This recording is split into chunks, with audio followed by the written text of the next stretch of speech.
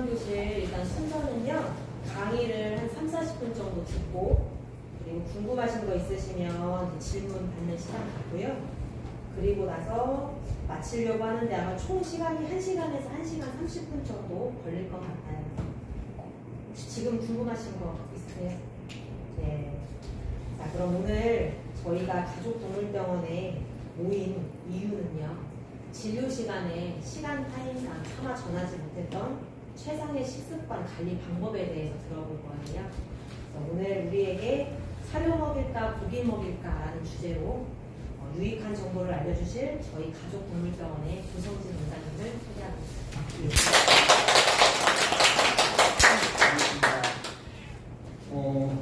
감사합니다. 귀한 시간인데 이렇게 자리에 함께 해주셔서 감사드리고요. 오늘 이제 이 자리를 만든 거는 저희 병원 이름이 가족동물병원이잖아요. 근데 사실 가족동물병원의 의미는 반려동물이 가족이 된 동물이어서 저희가 이제 가족동물이라고 얘기했었는데, 반려동물이라는 용어가 국내에 정착되기 전에 컴패니언 애니멀이라고 하는 거에 대한 대학에서 고민들이 있었어요. 그때 이제 그거는 우리말로 번역할 때 가족이다, 그런 반려라기보다 가족이다라고 하는 의미로 가족동물병원이라고 이제 이름을 지었기도 했지만, 사실은 중의적으로 가족이니까 반려동물을 통해서 가족 전체 구성원들을 위한 병원, 그러니까 어머님, 아버님들, 여기 계신 보호자님들을 위한 병원이라는 의미가 가족동물병원이에요. 근데 제가 이제 그동안 쭉 진료를 보면서 제 진료 스타일도 그러고 제일 핵심이 되는 게 먹고 사는 게 음식이란 말이에요. 근데 그것들이 너무나 정보들이 왜곡되어 있는 부분들도 있고 간단한 건데 오해하고 계신 부분도 있고, 진료실 안에서는 그걸 다 전달하기에는 한계도 있고 해서 여러 가지 시도를 하다가 저희 병원 아껴주시는 보호자님들 몇 분만 모시고 자리 적지 않으니까 조금 한 30-40분 정도 밀도 있게 얘기할 수 있는 시간을 가지면 좋겠다. 이게 한 번으로 끝나는 게 아니라 엮어서 조금 더 다듬어서 다른 주제들로 다양하게 정보 제공해드리는 게 병원의 역할 아니냐, 진료만 보는 게. 그런 의미에서 이제 건강교실이라고 저희가 기획을 했고, 프로그램을. 그래서 이름도 반려인을 위한 건강교실이지 반려동물을 위한 건강교실이 아니에요. 그 첫 번째 이제 주제로 오늘은 음식에 대해서 말씀을 좀 나눠볼까 합니다.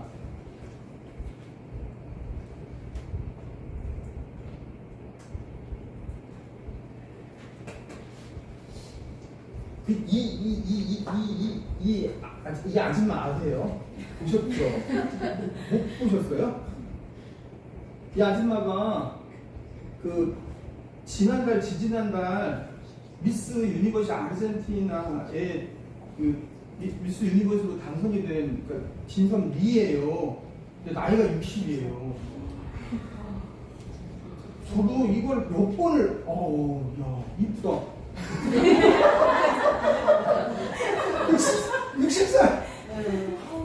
근데 진짜예요. 그러니까 작년부터 미스 유니버스의 나이 제한이 없어졌더라고요. 안 믿어지죠. 네. 아마 이분은 70이 돼도 유지할 것 같아요. 그게 궁금하잖아요. 비결이 뭐냐? 자기가 지키는 루틴이 있다는 거예요. 첫 번째, 간헐적 단식. 두 번째가 유기농 식단. 세 번째가 걷고 달리기. 그리고 자기 관리.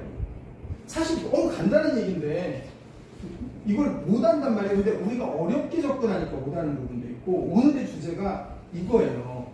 근데 이거 그대로가 사실은 강아지 아이들에게 그대로 적용되는 이야기여서 이 주제 함께 좀 나눠봤으면 싶습니다. 오늘 저희가 굉장히 귀한 부분들 오셨어요. 누르 보호자님도 오시고, 히로, 테도리, 남이, 그 다음에 복실이 왔는데, 이 아이들을 위한 시간이 아니에요. 아까 말씀드렸던 것처럼 여러분들을 위한 시간이죠. 반려인을 위한, 사람 가족을 위한 시간이에요. 가족동물이 아니라. 오늘 주제는 먹고 사는 문제에 대해서 어떻게 하는 게 쉽고 현명하게 접근할 수 있는가. 아까 그 60살 미스 유니버스처럼 그리고 그거를 우리가 이게 아무리 좋은 것도 우리가 관리할 수 있어야 되니까 어떻게 식단을 내 식단부터 챙겨 구성할 수 있을까라고 하는 것을 알아보려고 합니다. 본격적으로 제가 강의 들어가려고 할게요. 여기 쌍둥이가 있고 결혼한 신혼부부가 있어요. 두 커플의 수명이 어느 쪽이 더 비슷할까요? 쌍둥이의 수명 패턴이 비슷할까요? 나무르는 사람끼리 결혼한 이 커플의 수명 패턴이 비슷할까요? 커플. 왜? 같이 계속. 그렇다면 강아지와 보호자의 건강 패턴이 더 비슷할까요? 쌍둥이의 건강 패턴이 더 비슷할까요? 유전적 요인은 결정 요인이 7%밖에 안 돼요. 그래서 요즘 후성 유전학이라고 유전자가 DNA가 결정하는 게 아니라 DNA를 둘러싼 환경이 어떤 조건을 부여해 주냐. 그러니까 DNA라고 하는 거는 여기에 배선이고 전두풀 배선이고 환경은 스위치인 거죠. 아무리 배선이 있어도 스위치를 작동하지 않으면 아무 무용지물이 돼버리는. 그러니까 유전자가 하는 거는 7%고 환경, 그 93%가 환경인데 환경은 가장 결정적인 환경은 화학적 환경이에요. 음식 환경. 정보예요, 정보. 그러니까 환경이 유전자를 압도하는 거죠. 그래서 아까 같은 그런 아줌마의 현상들이 벌어지는 건데 가족과 동물들은 일단은 잠자리를 공유를 해요. 그죠? 그리고 호흡을 공유를 해요. 그러면서 정서를 공유를 해요. 우리 오감이 있는데 그 중에 후각 정보는 가장 근원적인데 해마에 그대로 이렇게 바로 직접 전달이 돼요. 다른 감각기관들은 이렇게 내신경들을 거치는데 그러니까 아주 근원적이죠. 그러니까 우리 애기도 어렸을 때 보면 아빠 냄새 난다. 그게 냄새 신호가 이제 1차적인 거거든요. 가장 상위 정보가 이제 시각 정보고, 그러니까 아주 근원적인 정보인데 숨을 공유하잖아요. 냄새를 공유하는 거고, 그리고 고양이랑 강아지는 특히 강아지는 냄새로 표현을 하죠. 그러니까 이렇게 오줌을 뿌리기도 하고, 그래서 보호자님의 심리 상태를 냄새로 읽어요. 그게 동기화되거든요.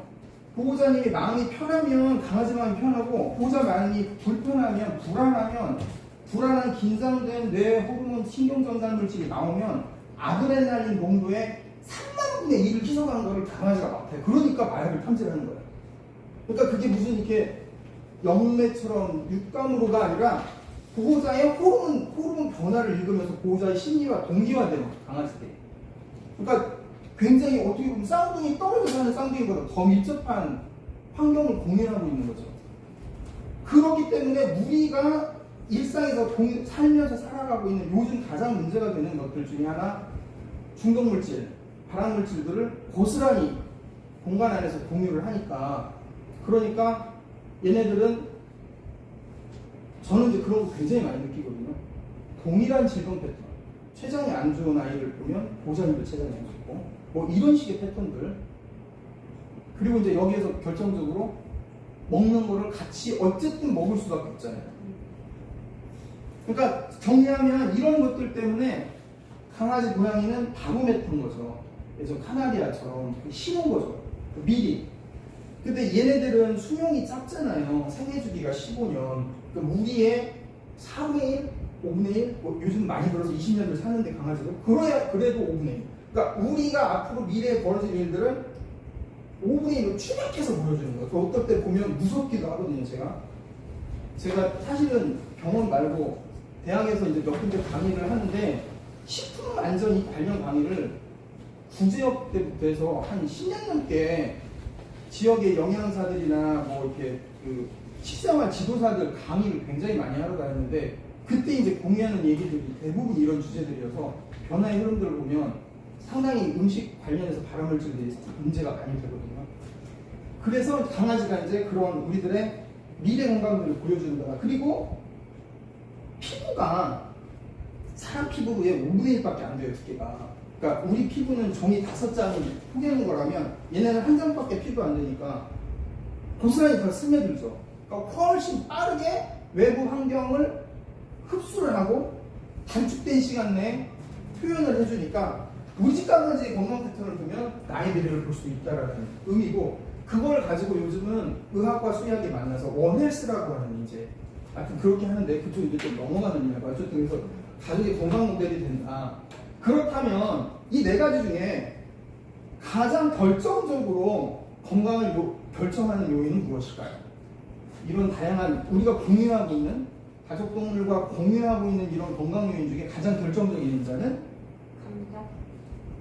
감정이 사실은 굉장히 상위레벨인데, 육체적인 차원에서는 육체정보, 음식 정보가 이제 가장 중요한 거여서 아까 있는 네 가지 주제들을 앞으로 건강교실을 좀 다뤄보려고 하는 거고, 우선 오늘 첫 시간으로 식사 음식에 대해서 이야기를 좀 해보려고 합니다. 그래서 오늘 보내드린 팜플렛이 반려인을 위한 건강교실, 첫 번째 시간 보호자와 반려동물을 위한 건강식단, 그렇게 잡았어요.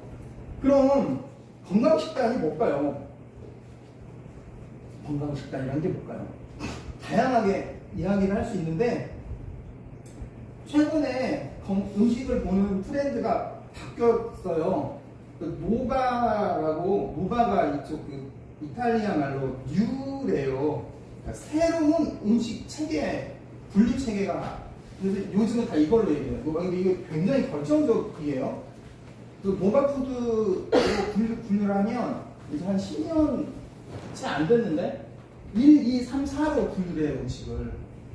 파란 쪽은 건강식품이고 빨간 쪽으로 갈수록 빨간 거예요. 그래서 구분을 하면 노바 1은 노바 식품 분류 체계 1단계 음식은 신선식품이에요. 2단계가 가공 재료, 3단계가 가공식품이에요. 신선식품은 말 그대로 그냥 계란, 사과, 오이, 이게 이제 그냥 신선식품이에요, 말 그대로. 근데 가공 재료는 오이에서 추출을 해요. 페스틴이라는 걸 추출을 해요.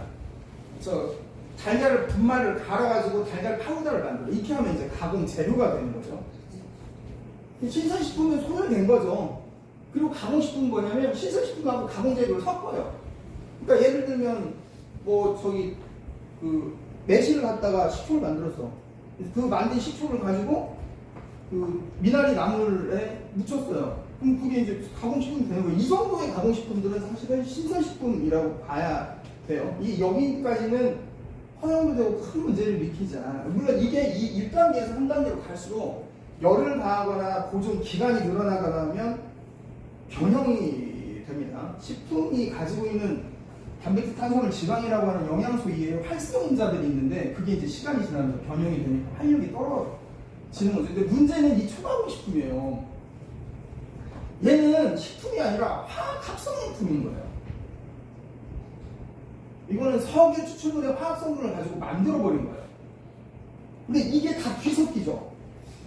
소스로 뒤섞이고, 라면 스프로 뒤섞이고, 그러니까 라면도, 유기농 라면은 3단계 가공식품으로 건조 분말 시키는 건 괜찮은데, 근데 합성화학 시켜버리는 초가공식품은 이게 완전히 다른 작용을 하는 거예요.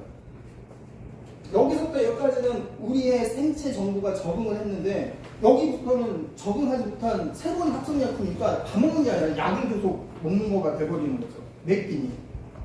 그래서 신선식품하고 가공식품 섞은 게, 가공재료를 섞은 게 가공식품이지만, 초가공식품 얘는 다른 음식인 거예요. 인공합성화합물인 거죠. 그러니까 예를 들자면 이런 거예요. 돼지고기가 있으면 그냥 이거 삶아 먹거나 먹으면 신선식품이죠. 이걸 가지고 고기 추출해서 다시마를 건조분만 만든 재료예요. 두 개를 섞어가지고 베이컨을 발라갖고 구웠다. 그럼 이렇게. 근데 햄이나 소세지 어떻게 만드는지 아셔요? 제가 사실은 그거를 얘기를 하면 막 한 2시간짜리인데 사료 만드는 과정들을 언젠가 얘기를 해드리고 싶은데 정말 하지는 말아야 될 짓들을 많이 해요. 이게 사람 먹는 소세지 햄도 마찬가지예요. 이게 소랑 돼지를 이렇게 도살을 해요. 이렇게 이렇게 하면 이제 도살을 해서 뒤집어서 매달아요. 그래가지고 머리 툭 띄고 배 갈라가지고 내장 확 뚫어요. 그러면 이제 피 쏟아지고 내장 쏟아지면 대롱대로 매달려, 그걸 이제 지육이라고 부르잖아요. 그 지육에서 살코기를 발라낸 게 이제 정육이에요. 그게 정육점이라고 하잖아요. 그렇게 하고 남은 부산물들 있죠. 그걸 확 믹서기에 갈아가지고 그러면 썩죠. 고기가 원 상태가 있지 않으니까. 그럼 썩지 않도록 하려면 어떻게 해야 돼요? 막 집어넣는 거야. 그리고 색깔 나와야 되니까 발색지 집어넣고, 흩어지니까 증점되면서 서로 붙도록 하는 거고, 보존시켜야 되니까 방분에 여러 가지 집어넣는 거고. 그럼 맛이 있겠어요? 거기다 이제 막 집어넣어야죠. 이제 옥수수 고과당도 막 나오도록 하고. 그렇게 다 해놓고 난 다음에 거기다 예를 들자면 옥수수 가루로 만든 비타민 C를 몽창 집어넣으면 이 햄 소시지는 옥수수 비타민 C 강한 햄이 돼버리는 거예요. 그런 식이 극단적으로 표현되는 게 동물 식품체계예요. 이건 사람 먹는 얘기를 오늘 더 많이 할 건데. 그러니까 이제 이거는 이 안에는 엄청난 합성 화학약품들이 들어가는 거죠. 그러려면 그걸 만들려면 한 단계가 아니라 적어도 서너 단계에서 20번도 넘는 단계. 강아지 사료 같으면 가열하고 추출하고 첨가하고 가공하고. 왜 그럴까요? 첫째, 폐기되는 음식물 찌꺼기를 가지고 재활용을 하니까 원료비가 싸요. 그리고 그것들은 상하니까 그렇게 처리를 해야 오래 유통이 돼요. 유통을 해야 판매가 가능하잖아요. 유통이 오래되면 오래될수록 재고에 대한 부담이 적으니까 산업체계에서 얹을 수가 없는 거죠. 썩지 않아야 되고. 근데 잘 먹어야 돼, 또 맛은. 이런 기능성을 강화해야 되니까 계속 연구를 하면서 첨가물들이 늘어나요. 그렇기 때문에 걔네들은 우리 몸에 들어오면 염증을 일으키죠. 그리고 그 염증이 노화를 촉진합니다. 그리고 걔네들이 뭉쳐서 결국에는 발암작용을 일으켜요. 스크린 좀 내려주세요. 오징어 게임 이거 보셨죠? 보셨어요, 어머니? 안 보셨어요? 이건 아시죠? 이거 뭐라고 해요? 뽑기. 달고나 뽑기. 그거 아시잖아요. 달고나 뽑기 하면 이거 나중에 이거 하고 나면 부서지잖아요. 그러면 설탕이 왜 부서질까요? 소다와 설탕이 만나서 열을 받으면 당화작용이라고 바삭바삭해지잖아요. 근데 이게 시간을 단축시킨 거고요. 설탕 위에 단 성분이 우리 몸에 들어오면 30도만 돼도 당화작용이 천천히 일어나요. 그럼 똑같이 우리 몸에서 저렇게 뭔가를 부서뜨리는 일을 하게 되는 거예요. 그래서 그거를 당화독소라고 불러요. 근데 뭘 제일 많이 부서뜨리냐? 이 설탕이 끈적끈적해서 단백질하고 늘어붙기를 좋아하는데 단백질 중에서 콜라겐하고 제일 늘어붙기를 좋아해요. 그럼 콜라겐이 머릿결도 찰랑찰랑 피부도 부드러워 이렇게 한 콜라겐이 어머니 얘기하셨던 뽑기 작용을 이렇게 해서 부서져 버리면 무너지죠. 그러면 그게 사실은 염증과 노화의 시작인 거예요. 피부가 이렇게 되는 거예요. 그러니까 이런 모든 우리 몸을 구성하고 있는 건 세포가 모여서 조직이 되고 조직이 모여서 장기가 되잖아요. 근데 세포와 세포를 연결해 주는 게 결합 물질인데 그 결합 조직의 가장 중요한 핵심 대부분이 콜라겐이란 말이에요. 뭐 피부층이 있고 피하층이 있으면 이것도 콜라겐으로 연결되어 있어요. 근데 이 콜라겐이 풍성하고 구조가 완전하면 콜라겐이 이제 이 주변에 수분도 탱글탱글하고 촉촉한데 이게 무너져 버리면 부서지면 당연히 피부는 주름진 피부 안에 이 안에서 이것들을 재건하기 위해서 엄청난 에너지를 쓰게 되겠죠. 대사의 소진도 일으키고 대사의 교란도 일어나고 노화작용이 훨씬 더 빨라지게 돼서 그렇게 당화독소가 내 몸에 들어오면 머리카락 근데 이게 사람만 그런 게 저희 진료실에 보면서 이렇게 보면 이렇게 보면 알아요. 아, 얘 영양 상태 어떻겠다. 아픈 애들은 털이 막 부서지고 구석구석 하거든요. 그리고 그 콜라겐들이 피부 안에서 부서진 콜라겐이 덩어리지면 저도 이제 몇 개가 생기기 시작하는데 이 사마귀 같은 게 스킨피그가 생겨요. 이게 내 몸에서 강아지든 사람이든 많아지기 시작한다는 건 나는 이미 노화가 많이 진행되고 있어서 나의 생활을 점검하고라는 신호거든요. 이거 있잖아요. 이게 겉에서 보기엔 별거 아닌 것 같은데 속에서는 지금 상당히 많이 문제가 진행이 되고 있다는 거죠. 그게 누적이 되면 피부의 콜라겐 저항성들이 어느 시점 넘어가면 이제 피부는 주름 무너지면서 예, 지금 말씀드렸던 이 당화독소, 당독수라고 하는 것이 만들어지는 최적의 조건이 있어요. 아까 봤던 것처럼 노가식품 측의 4단계 초가공식품이어야 되고, 그게 유통이 오래되고 가공도 많이 해야 되고 보관도 오래 해야 되는 거예요. 그러면 이제 아주 초가공 이게 하기 좋겠죠. 근데 이런 식품이 저희가 흔히 보는 식품이 있어요. 초가공에 유통도 오래 하고 보존도 오래 해. 그게 이거예요. 네. 사료는 고기로 만들잖아요. 근데 세상 천지 어떤 고기로 만든 음식을 한여름에 뜯어놓고 2달이 지나도 안 썩어요. 그렇지 이상하지 않으세요? 어떤 음식이 고기 들어간 음식을 뜯어놓고 여름에 2달이 지났는데 안 썩는다는 거, 이거 뒤집어 보면 뭔 짓을 했다는 거를 생각을 해보셔야 되는 상황. 근데 이 노가식품 4단계는 아까처럼 가공하고 처리하고 보존하고 하는 동안에 그 안에 있는 영양소들은 전부 파괴돼서 활성을 잃어버립니다. 그러니까 만성 영양력에 처해져 있는 거예요. 사실은 강아지가 그게 심한데 사람도 요즘 현대인들 거의 비슷한 상황인 거죠. 이런 음식들이 주를 이룬다면 그런 문제가 생길 수밖에 없어요. 아까 봤던 것처럼 이건 노가식품 4단계 음식이에요. 그러니까 건강식단은 뭐냐? 1단계 쪽으로 가는 거겠죠. 근데 제가 보기에는 이건 그냥 제 얘기예요. 얘는 4단계가 아니라 제가 보기엔 9단계인 거예요.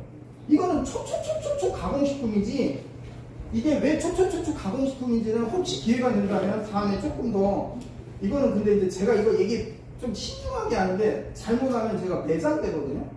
왜 그러냐면 이게 의사들 보이는 의학 카페 가면은 스포를 제일 많이 하는데 제약회사잖아요. 근데 수의사들 모이는데 학교에 가면 스포를 제일 많이 하는 게 사료회사예요. 그렇고 사료회사는 얘기는 못 터치해요. 제가 지금 이런 이야기들을 사료 좀 신사시켜 보겠어요. 한 20년도 더 됐는데 처음에 막 저 되게 막 뭐라고 욕도 하고 막 그런 쫓아오고 뭐라고 돼 있었어요. 그 파는 사람들이. 아무튼 그런데 기회가 된다면 그 이제 얘기를 하는데 어쨌든 이거 뭐 논문이 얼마잖아요. 보니까 120대에서 170대가 많아요. 사람 식품보다 아까 보셨던 콜라겐 부셔버리는 당화독소가 170배가 많아요. 하이도시 메칠 퍼프릴이라고 하는 건 몰라도 돼요. 근데 어쨌든 한 200배 정도가 많은 거예요. 가공 단계가 그렇게 많다는 거예요. 아까 보셨던 것처럼 안 썩으니까. 걔네가 사람하고 똑같이 세포를 산화시키고 조직을 파괴하고 만성염증을 일으키고 바람작용을 일으키고 노화에서 고를 가속시킨다. 그러면 아이들이 이제 되게 이렇게 됩니다. 눈동자가 참 동그랗잖아요. 근데 여기를 한번 보실래요? 어때요? 부서졌죠? 여기도 사실 지금 부서지고 있어요. 제가 진료 보면 10건 중에 8건은 이래요. 빠른 애는 5살. 근데 어떤 애들은 10살 넘어도 짱짱해. 어떻게 먹었냐고 하면 답이 나와. 누가 1, 2단계를 먹었던 애들이야. 시간이 지나면 녹아내리죠. 홍채가 부서지는 게 보이시죠? 그 다음에 이렇게 되거든요. 거미줄 주다. 그러면 이게 눈만의 문제일까요? 이건 보이는 부분이에요. 그러니까 눈은 이렇게 볼 수는 없으니까 우리는 뭘 봐야 돼요? 피부를 봐야 돼요. 머릿결을 봐야 돼요. 강아지도 피부를 보고 강아지의 피부 모발 탄성도를 보고. 강아지도 똑같아요. 사람하고 똑같잖아요. 거의 진료 보면은 10건 중에 8건 이런 거 다 갖고 있고 많아지거든요. 그러면 이것만 이제 없애려고 그래요. 저희 레이저 있어서 이거 없애는 건 일도 아닌데 이거 없애는 게 중요한 게 아니거든요. 이게 속에 왜 생겼냐고 뿌리가 중요한 건데. 근데 그 이야기를 하려면 지금처럼 너무 많으니까 잠깐 그냥 건강식품 먹이세요 하고 말아버려서 오늘 이제 이렇게 자리를 최종적으로는 이제 이렇게 됩니다. 이게 말기 대사질환 아이들의 공통적 특성이에요.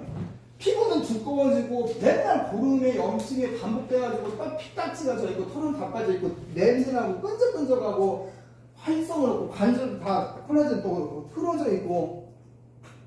얘 이름이 금뭉치예요. 기억을 해보세요. 금뭉치. 제가 보기에는 세상에 아까 녹아는 음식 체계를 4단계로 분류했는데 제가 보기에는 음식이 2가지가 있어요.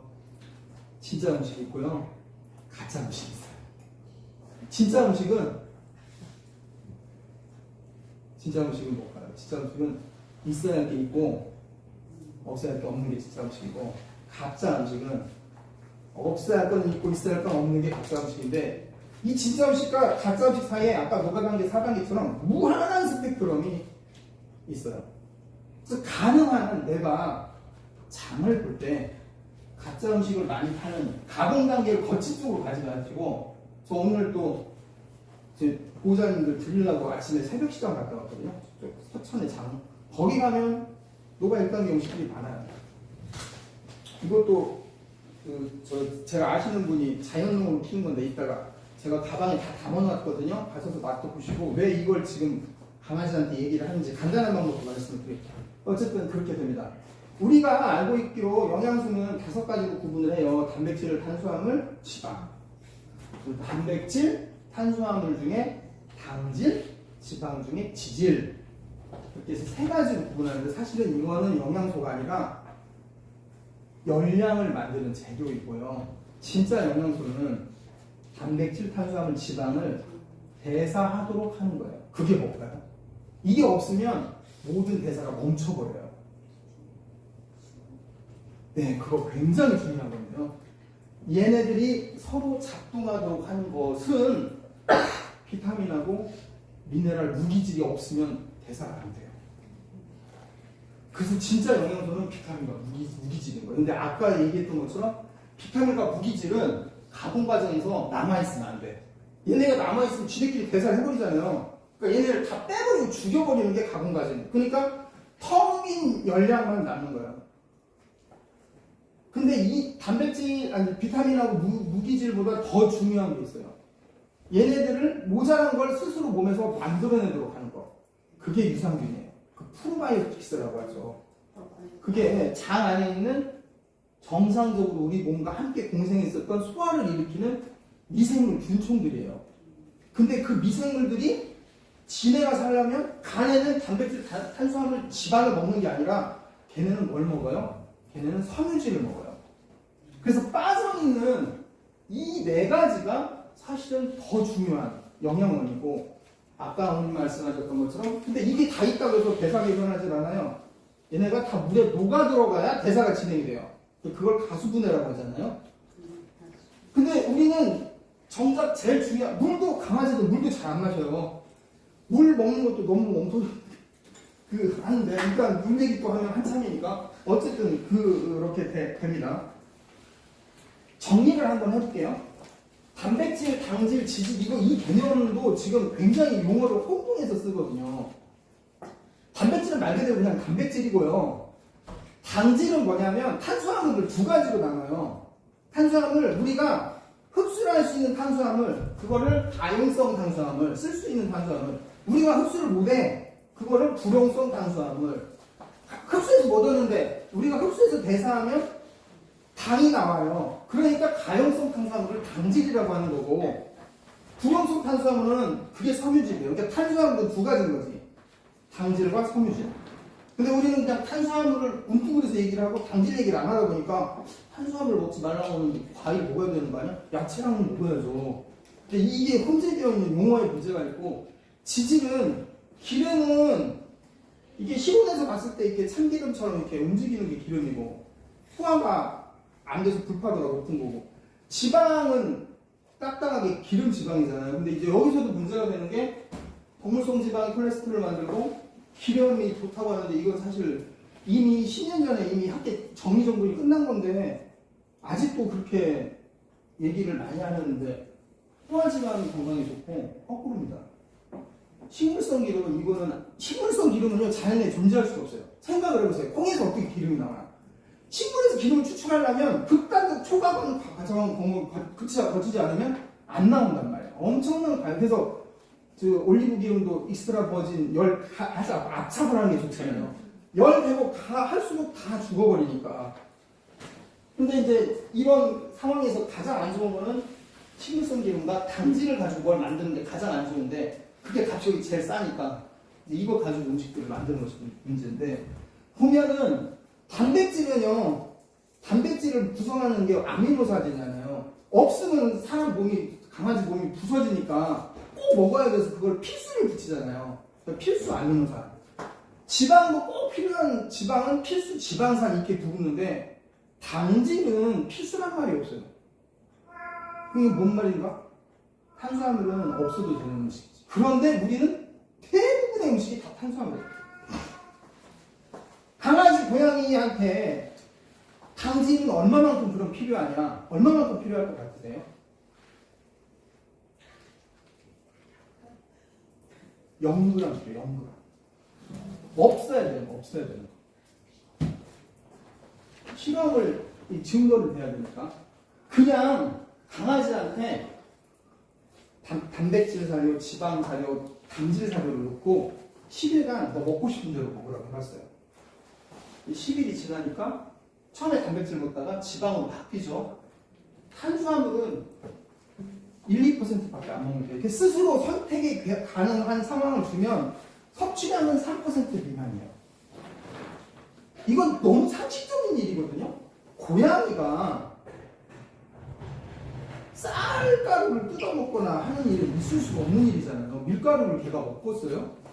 미네소타 저기 자연 교육 거기서 이렇게 이렇게 관찰을 했더니 얘네가 작은 새나 쥐를 잡아먹어요. 이게 먹은 걸 분석을 해보니까 얘네들은 단백질 54%, 지방 한 40몇 프로, 탄수화물은 2%밖에 안 먹는 거예요. 이게 자연 상태인 거예요. 그럼 얘가 먹는 탄수화물 어디서 나왔을까요? 먹어야 돼, 탄수화물. 근데 어디서 나왔을까요?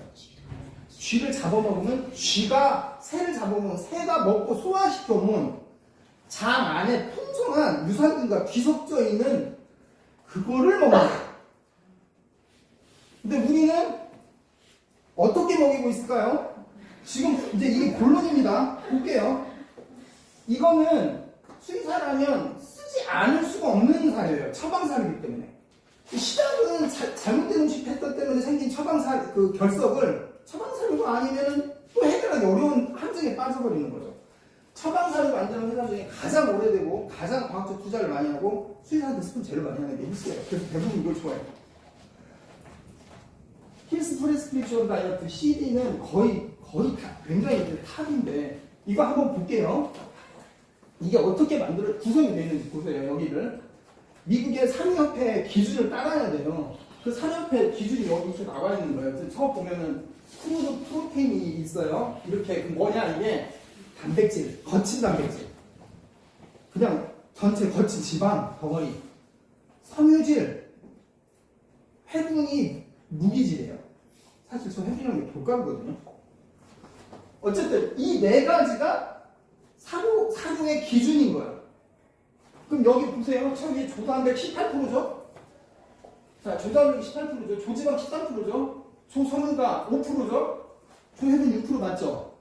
수분이 몇 프로예요? 10%죠? 그럼 당질은 어디 있어요? 기록을 안 해. 왜? 없어도 되는 거니까. 그런데 여기 기가 막힌 상황이 벌어집니다. 얘네 평균을 내보면 얼마예요? 그러면 나머지 48%는 어디 갔어요? 이게 당질인 거예요. 너무 미치고 한장을 노리신 거지.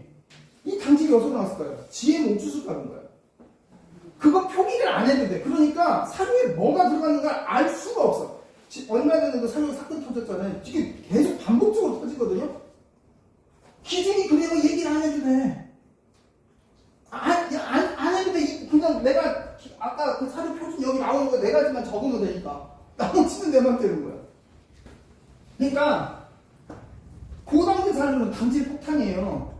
이거를 만드는 가공 과정에서 아까 말씀드렸던 콜라겐 부셔버리는 당화독소 이외에 이 오비스게이라고 지방을 막 모으는 성질의 항공 호르몬이 있어요. 그게 다 녹아 들어가 있거든요. 그래서 그게 축적이 되기 시작하면 살피기 너무 어려워요. 그게 이제 모든 가공식품에 다 들어가 있어요. 그냥 통으로 해서 지방 축적 물질이라서 오비소겐이라고 해요.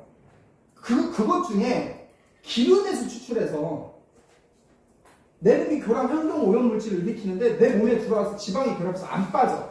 그걸 팝스라고 하거든요. 그러니까 전립성 유기 오염 물질이라고.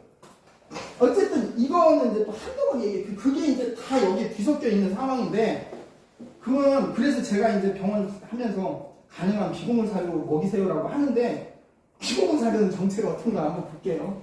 이건 그레인풀이 비공물 사료예요. 자, 보세요. 여기 조단백 28% 있죠? 이게 여기 이렇게 있잖아요? 그럼 다 계산하면 얼마예요? 35%가? 힘오빠 한번 볼게요. 자, 이거는 매기시더라고요. 계산해봤어요.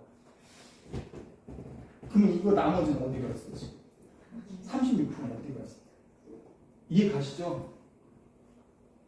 누구 거?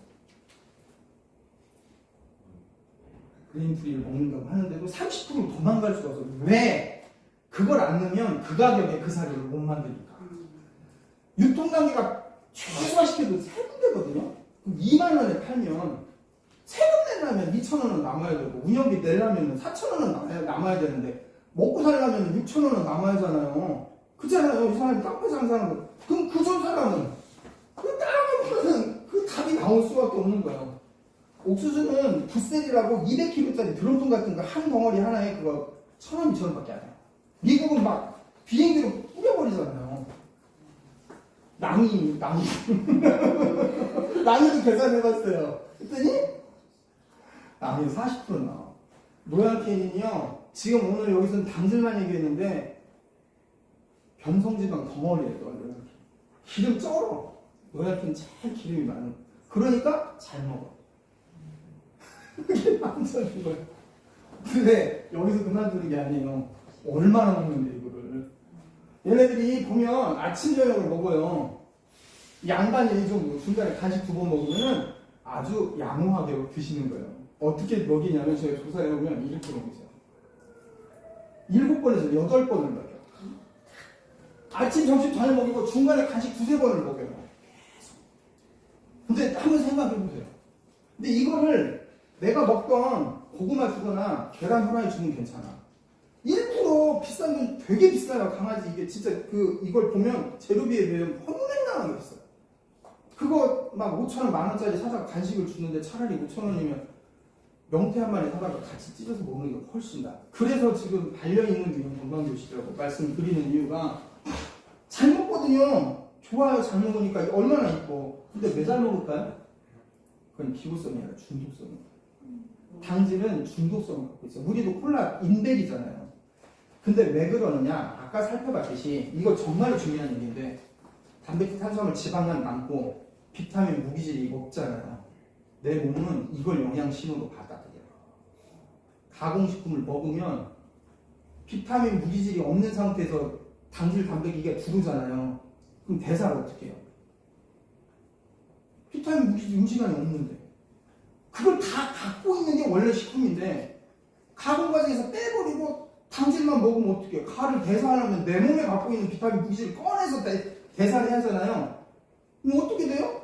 밥을 먹었는데 비타민, 무기질은 내 몸에 있는 게 소진이 돼. 먹고 나면 영양분필이 되니까 어떻게 돼요? 더 먹고 싶은 거야. 악순환에 빠지는 거죠. 먹을수록 이제 더 필사적으로 먹게 돼요. 아까 얘는 블루라는 저희 병원 꽤 전에 비만 치료 받았을 때 나는데 여기 보시면 여기가 간인데요. 이만큼이 복강지방이에요. 여기 피하지방이에요. 결석도 있어. 여기랑 여기 지방이 어디서 왔을까? 이 지방을 만드는 거는 탄수화물이 들어오면 육식동물은 사람도 마찬가지인데 이걸 그대로 처리가 안 되니까 간이 지방으로 바꿔놔버려요. 그래서 몸에 당분을 쌓아놓을 수가 없으니까 그거를 수술할 때 이제 주사할 때 열어보면 장을 싸고 있는 막이거든요. 장을 싸고 있는 막이 이렇게 기름이 미끌미끌해서 수술장과 미끌해서 이런 애들 수술하려면 시간 2배, 3배 더 걸려요. 막 아까 얘기했던 이거 다 들어있는 거거든요. 근데 원래는 어떻게 생겨야 되냐? 이게 원래 모습이에요. 너무 이쁘지 하늘아들 이렇게 생겨야 돼. 장막에. 그러니까 이게 똥배거든요. 이게 커지는 게 똥배인데 이 똥배는 이미 간이 지방간화 됐다는 증거예요. 아까 스키 피부 태그는 대사가 이미 내 혈관 콜라겐 제일 많이 갖고 있는 게 혈관. 이 혈관이 부서져 가고 있다는 신호인 거고.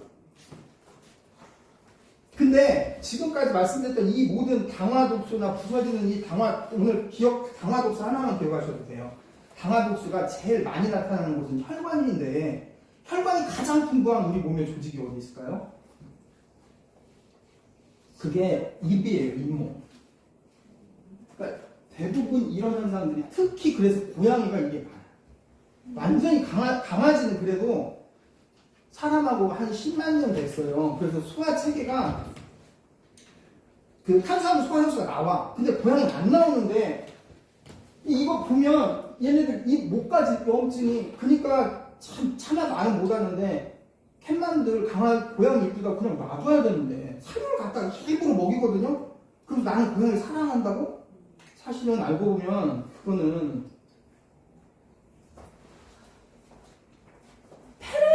페렛을 키우는 분이 있었어요. 2살짜리 페렛이 우리 병원에 잇몸이 너무 아파서 못 씹어서 왔어요. 2살 먹은 애예요. 염증이 이렇게 있죠. 이거는 구조된 담비예요. 담비 충남에서 구조돼서 이게 올무에 걸려가지고 제가 이제 거기 어떻게 우연찮게 그 보호소에 갔다가 봤어요. 그래서 얼른 내 사진 찍자고. 얘는 추정하면 이 망원경을 보면 5살 보이거든요.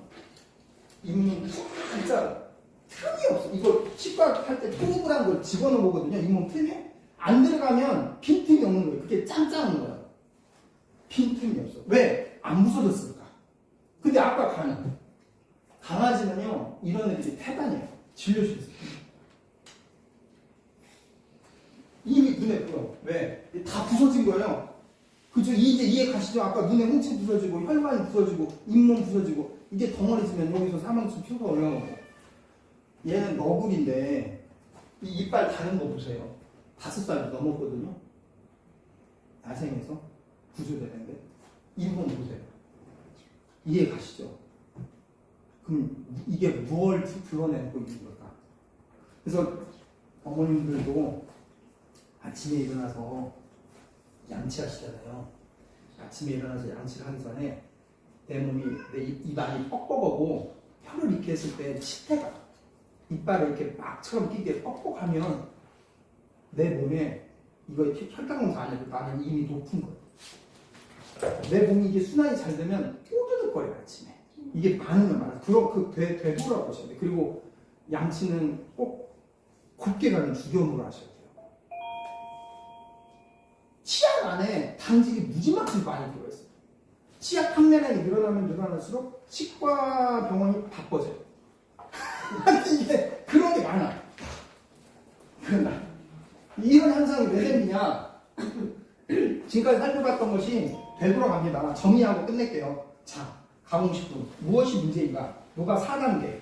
걔네는 콜라겐을 부셔. 콜라겐은 혈관에서 거의 대부분 혈관 틀을 형성하고 있는데 혈관은 우리 몸에 다 퍼져 있으니까 피부혈관이 부서지면 피부노화가 될 것이고 그걸 일으키는 당질이 간에 많이 들어오면 간은 그걸 지방으로 전환해야 되니까 간이 피곤하면서 지방간이 될 것이고 그러면 그것이 쌓여서 복강 지방이 되는 것이고 그때 그 지방을 녹여내야 되니까 췌장이 얼마나 일을 많이 해야 되겠어요? 췌장염이 생기고 나중에 당뇨병이 와버리는 거예요. 그래서 고양이가 췌장염이 취약한 거예요.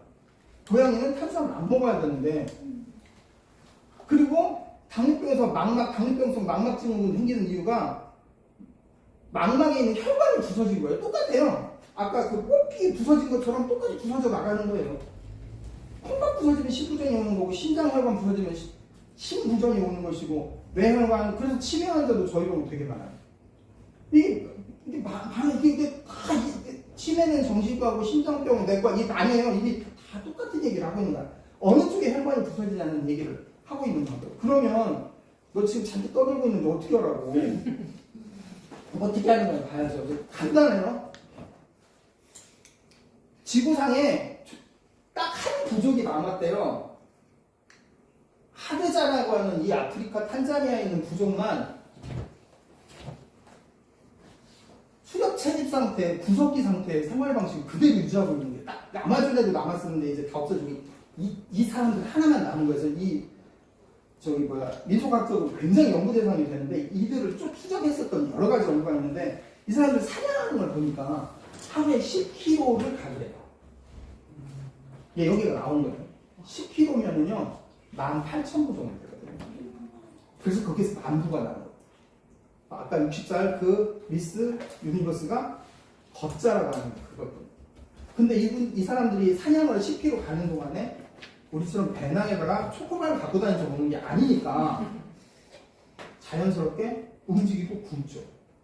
움직이고 굶으면 내 몸에 있는 찌꺼기들을 텍스 갖고 찌꺼기 지방도 태우고 그래서 자연스럽게 아까 얘기했던 첫 번째 그 여자가 이렇게 단식하는 중 단식할 수밖에 없는 거죠. 근데 사냥 성공률이 이틀에 한 번 꼴이래요. 50%. 내가 원하지 않아도 하루는 굶는 거. 이게 이제 답인 거예요. 개들도 사냥을 2, 3일에 한 번 하지 아침, 점심, 저녁 사냥해서 먹진 않아요. 사자도 딱 먹고 나면 그러니까 특히 강아지는 하루는 쉬어야 돼. 이게 답이에요. 우리도 마찬가지고 지금 어머님들도 현 시점에 내 몸에 콜라겐을 되돌리려면 아까 같은 상황들이 일어나는 거예요. 그래서 쥐에다가 단식을 한지 안 한지 이거 굉장히 유명한 실험인데 네이처지에 게재된 실험인데 얘는 오웬이라는 둘이 형제예요. 27살 20년간 실험을 했어요. 뭘 실험이냐 먹는 거하고 실험했어요. 그냥 아까 이 사료 봉지에 나온 권장 열량대로 다 먹고 얘는 거기에 30% 열량을 줄였어. 어떠세요? 이런 아이들 저 엄청 많이 보거든요. 진료실에서. 아까 걔랑 똑같은 거예요. 금뭉치랑. 단 30%의 식사량 감소가 모든 걸 바꿔놔버려요. 건강한 세포가 밥을 많이 먹고 스트레스 받고 코로나에 감염되고 이렇게 대사를 반복하면 노화가 돼요. 세포막이. 그러면서 노화 인자를 분비하는데 주변에 있는 세포까지 노화시켜버려요. 그러면 이걸 처리하기 위해서 염증이 오래 계속 지속되는데 이게 다 처리하기 전에 또 다시 먹고 또 독소가 또 들어오게 처리가 안 되니까 얘네가 손상이 누적이 돼. 그럼 그게 만성질환인 거예요. 그게 어느 한 곳에 쌓이면 종양이고. 그러니까 나이가 드는 거랑 내가 쇠약해지는 건 같은 게 아니에요. 노화랑 노쇠는 다른 거야. 그러니까 내가 나이를 먹어서 노화를 할 수 노화가 되는 건 어쩔 수 없지만 내가 관리하면 아까 그 여자 60살처럼 되돌아갈 수 있는 거예요. 그래서 지금 그런 쪽 연구 엄청 미국에서는 그거 돈 쏟아붓더라고요. 그래서 영노화 되돌려버리는 거예요. 그것도 가능하다는 얘기가 이제 그런 상황들인데 그러면 이렇게 돌리는 것들이 그렇게 최첨단만 필요하냐? 자, 지금 이제 결론입니다. 그냥 굶으라고만 하지 말고 되돌리는 거는 방법이 굶는 거예요. 하루를 굶으면 돼, 하루씩. 근데 쉽지가 않잖아요. 그러면 또 한 가지 방법이 있어. 항노화 인자를 먹으면 돼. 이게 먹으면서 굶어야 돼. 단식을 그냥 하는 게 아니라 먹는 단식을 해야 돼요. 근데 정리하면서 지금 제가 선물을 드려야겠다 싶어가지고 두 가지만 가장 강력한 거. 피세틴이라고 하는 항노화 폴리페놀하고 에르고치오닌이라고 하는 아미노산 두 가지만 소개를 해드리려고 그래요. 별것도 아니거든요. 이렇게 복잡하게 하나씩 들었지? 이걸 장수식품인데 어쨌든 단식은 굶는 단식이 아니라 나중에 기회가 되면 단식도 제가 이제 얘기를 해드릴 건데 늑대가 먹을 곳이 없으니까 어미가 블루베리를 먹고 늑대한테 갖다 먹이는 거가 2020년 재작년에 확인이 됐어요. 답이 나온 거야. 블루베리가 좋은 거야. 블루베리가 좋은데 그 안에 이렇게 여러 가지 폴리페놀이 있는데 그걸 가지고 먹여보면서 노화인자 방사선으로 이게 지금 이쪽에 노화인자가 줄어들어 버린 거예요. 한 3주간 먹였더니 14주간 석 달간 먹였더니 뭐가 제일 나냐? 피세틴이라는 게 제일 어마무시하게. 그럼 이게 뭐냐? 딸기예요. 지금 키위나 이런 거 보면 많아야 10mg 마이크론 들어있는데 딸기는 160 마이크론 들어있잖아요. 그러니까 이거를 같이 먹으면 돼요. 강아지랑 고자입니다. 여기서 양파랑 포도는 먹으면 안 되는 거 아시죠? 요거 먹이면 되고. 그래서 딸기가 생각보다 싸요. 익산에 가면 좀 싸. 익산 로컬푸드에 가면 군산보다 반값에 싸요. 거기가 딸기가 많아요. 제가 이제 이 정도까지 써요. 딸기 사다가 강아지도 먹고 딸기 처리는 드셔요. 지금 딸기 이제 지났죠? 그럼 지금 사과 안 나올 때잖아요. 그럼 자두 먹으면 돼. 이제 자두 씨를 먹는 게 아니라. 그리고 오이는 0.1밖에 없잖아. 그래도 없으면 이제 그렇게 먹는 거죠. 자, 이때 딸기 먹고요. 에리고치원인은 뭐냐? 이 버섯이에요. 버섯 중에 느타리 버섯이 제일 많아. 느타리 버섯이. 느타리 버섯 육수 내서 강아지도 주시고 버섯. 그러니까 버섯하고 근데 버섯은 무서운 항암 물질이에요. 느타리 버섯만 계속 먹은 사람은 종양이 40% 없어졌어요.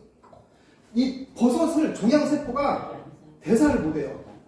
암세포는 딱 한 가지밖에 못 먹거든요. 설탕, 당질밖에 못 먹어. 근데 그걸 대안을 하려면 지방을 먹어야 되는데 지방은 소화 부담되고 아니면 단백질 먹어야 되는데 단백질은 몸에서 당으로 바뀌어버려요. 근데 버섯 단백질은 종양세포가 처리를 할 수가 없어요. 장수식품이에요. 자, 그러니까 결론은 좋은 걸 적당히 먹는데 한 번에 바꿀 수가 없잖아요. 그러니까 단계별로 10일 정도를 두고 처음에 간식 먹던 거 간식 끊고 첫 2단계로 두 번째는 밥 3끼 먹던 거 밥 2끼로 줄여서 중간에 12시간이라도 공복 시간을 만들고 그러고 점진적으로 이제 신선식품을 교체를 해서 나중에는 여기까지가 되면 좋은데 2단계쯤 되면 음식이 바꾸니까 물갈이하듯이 설사하거든요. 대장염은 피똥 싸고 그러면 무서워서 아이고 하고 같이 사귀고 가는데 잠깐 쉬었다가 또 다시 가고 그러니까 계단식으로 가야지 한 번에 산 끝에 이렇게 갈 수가 없으니까 내가 10살짜리 식단 바꾸려면 오래 걸릴 것이고 6개월짜리 식단 바꾸는 건 3일인데요. 그러니까 상황에 따라 이렇게 속도를 가감하는 게 좋다는 말씀이고 이게 되면 이제 과감히 한 끼를 끊어도 아무렇지가 않아요. 왜? 영양이 충분히 갖고 있으니까 끊어도 내 몸에서 내가 영양을 만들어요. 근데 가공식품을 먹으면 미쳐버려요. 굶으면. 그러니까 그냥 이 정보가 없는 상태에서 활성 영양인자가 없는데 그냥 생으로 굶어서 단식한다는 건 내 몸을 죽이는 거야. 내 몸의 영양소를 축내는 거고 이렇게 해놓고 단식하는 건 내 몸의 독소만 해독시키는 거죠.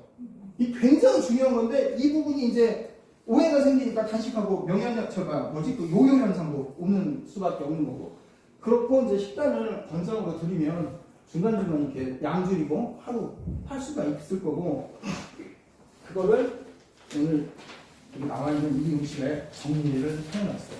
참고를 하시고 그러면 너 말만 그렇게 하는데 한번 증거를 재봐라. 자, 얘 아까 봤던 블루입니다. 블루 강아지 살 빼고 난 다음에 얘 3개월 만에 6kg에서 4kg로 뺐어요. 지금 아까 그 과정에서 60kg가 40kg가 된 거야. 잇몸이 이렇게 생겼었거든요. 스크린하는 거 아니에요. 얘는 금뭉치인데 인천에서 온 환자야. 아까 얘기했던 것처럼 5년, 6년간 피부병 때문에 별별 약을 먹다가 간이 다 망가져가지고 어떻게 하지 못해갖고 소개받고 왔거든요. 3개월, 4개월 동안 제가 이렇게 진료실에서 한 10분, 20분, 30분까지 내 얘기를 하면 20명 얘기하면 한 명 알아들으시고 따라오더라고요. 실천하는 분 더 적고 근데 이분은 워낙 지긋지긋하니까 바로 실천을 해버렸어요. 그러고 석 달 뒤에 인천이가 약 보내주고 중간에 한 달씩 먹고 난 다음에 석 달 뒤에 카톡이었어. 몸치 회춘했어요. 털이 다 나버린 거야. 이게 본인이 생각. 근데 사실은 제가 이게 반려인을 입에 몸치 때문에 그랬어요. 이 자리를 만든 게 몸치 보호자님이 나도 음식을 바꿨어요.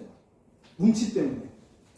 우리 집 식단을 바꿨어요. 그러니까 제가 제일 보람 있을 때가 진료실에 진료하고 난 다음에 강아지 치료가 아니라 그 집 식구 가족이 통으로 바뀌면 그게 사실 병원의 역할이고 수의사의 소임이거든요. 얘는 세종에서 오시는 분인데 얘도 6년간 귓병 때문에 낫지를 않아. 얘는 먹는 것도 안 줬어요. 쥐세정 많고 식단 관리만 머니까 그 처음에 염증약만 몇 번 주고 난 다음에 이분도 식사를 그냥 단박에 해버리더라고. 한 달 지나고 난 다음에 얘는 익산에서 온 아이인데 똑같아요. 아토피로 치료가 뭐 얘도 이제 얘는 워낙 중독도 많고 해서 이제 여러 가지 치료도 레이저도 하고 했지만 어쨌든 결국엔 중심이 식단. 얘도 막 어떻게 피부가 이 보호자도 음식 한 석 달 바꿨나 저도 몰랐어요. 갑자기 변실해서 나타나니까. 얘는 잘 제대로 했어요. 여기 있는 복강, 야, 이쪽에 사진 바뀌었네. 이쪽에 복강 지방이 거의 빠져버렸죠? 폭도 줄었죠? 간도 많이 줄었죠? 아니죠. 얘는 좀 요즘 치료하고 있는데 손을 쓸 수가 없었어요. 완전히 골만 터지고 갑상선 기능증, 치매, 디스크 막 복합적인 거 그게 따로따로가 아니라 아까 말씀드렸던 것처럼 다 한꺼번에 연결된 거예요. 뭐 말기까지 간 거지. 치료 포기하고 안락사를 고민하고 있었는데 일단은 식단 바꾸면서 이분도 극적으로 한 달 만에 아직 완치된 건 아니지만 일단 피 문제는 해결. 처음에는 손을 어떻게 댈 수가 없었는데 자 정리하겠습니다. 음식 어떻게 고르냐? 기무라 사과라는 게 있어요. 이건 썩지 않는 사과예요. 왜? 유기농 넘어 초자연, 그러니까 초가공이 아니라 초자연농이라는 거예요. 뭐냐면요, 그냥 살아있는 흙에서 거의 반자연식으로 키운 거예요. 제가 실험을 해봤어요. 슈퍼에서 오이를 사고 유기농 매장에서 오이를 사고 제가 시골에 집이 있었고 거기다가 유기농 반자연농을 풀었었거든요. 2주가 지난 다음에 얘는 말라리 털어들고 얘는 곰팡이 피는데 마르지는 않고 얘는 그냥 말랐죠. 오이를 가르면 오이 냄새가 그대로 나타나요. 딸기예요. 슈퍼에서 산 딸기예요. 이거는 제가 밭에 심은 게 아니라 저절로 난 딸기야. 일주일 뒤에 야는 드라이 플라워가 됐는데 야는 초파리 냄새 때문에 이해 가시죠? 제가 닭도 펴봤어요. 한 5년 폈어요. 닭 키면 재밌어요. 닭 펴서 이제 잡기도 하고 알고 이거를 삶았어요. 부셔요. 그러고 그냥 삼계탕을 갖고 비교를 해볼게요. 이제 느껴지시나요?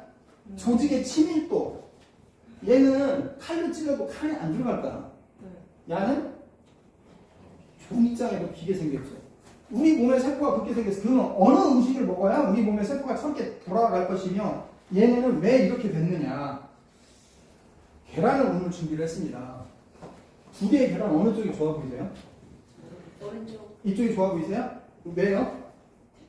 탱글탱글해 보이죠? 색깔이 이게 더 노란데? 야는 한살이 유기농 매장에서 산 계란이고요. 야는 그냥 제가 아는 분한테 얻어갖고 온 계란이에요. 저는 이제 더는 닭을 안 펴서. 이게 세포예요. 가장 눈에 보이는 큰 세포. 그 세포에다가 병리 현상을 일으키는 자극을 해볼게요. 이게 코로나 감염되는 거, 스트레스 받는 거, 중독물질, 영양 부족, 노화, 산화, 당화, 독소 이런 것들을 계속 살아가면서 세포를 찌르잖아요. 18개를 찌르니까 이쪽 터져버렸어.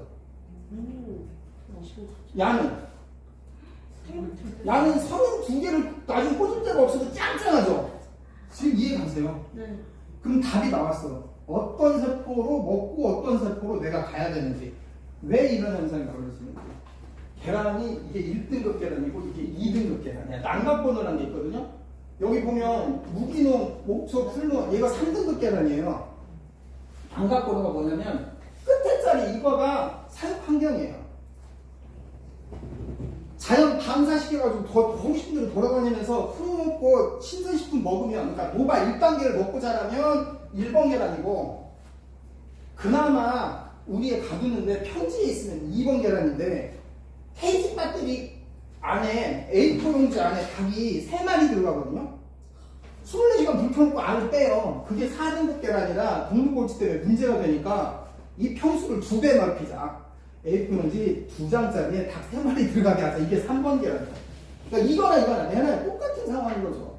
적어도 이거는 가야 되고 이거는 가야 되는데 유기농 매장 가도 이것밖에 없어. 근데 제가 오늘 왜 얘기를 달걀을 하냐? 이런 얘기 다 필요 없고 복잡하잖아요. 달걀을 좋은 걸 먹어야 돼. 왜 그러냐면 가장 싸고 구하기가 쉽거든. 나머지는 노바 1단계를 구하기가 어려워요. 특히 강아지랑 함께 먹을 수 있는 것들은. 그래서 난각번호 1단계에 계란을 사려면 먹이시는 게 좋다는 얘기고,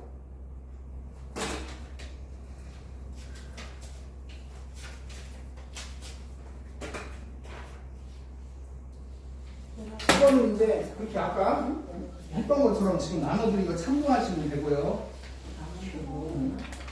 자, 마지막 결론을 내리겠습니다. 사람 밥하고 강아지 밥하고 차이점이 있어요. 뭘까요? 사람 음식 먹이지 말라고 하잖아요. 그건 쌩 거짓말이거든요. 사람 음식하고 강아지 음식하고 차이점은요, 시간 차이예요. 먼저 먹은 사람하고 같이 먹어요, 같이.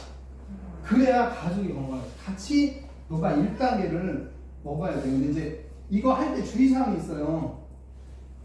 너무 어린 강아지들은 아까처럼 막 굶기면 안 되고, 나이가 또 많은 아이들은 또 이제 이걸 조정을 해야 되는 차이가 있고, 이렇게 하다 보면 신선식품을 바꾸다 보면 내 몸에 아까 지방이 축적되어 있는 것들이 분해되면서 지방이 축적될 때 독성 물질들이 몸에 퍼져나와서 영양현상이나 증상이 일시적으로 안 좋아질 수가 있어요.